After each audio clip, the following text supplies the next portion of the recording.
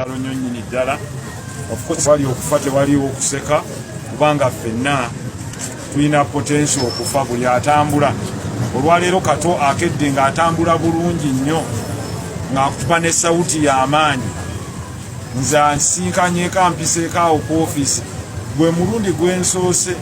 okwogera ne Kato ne tumala just ddakiika 3 era zze bw'ati naŋŋaabulaga ne mugamba ate Kato wange Kato nangwa mu kifuba ati naŋŋaabula kyakitu ne muganga ogaba ekifuba kya kitundu naŋŋamba obwedda ate nkunoonya nnyina kyeggamba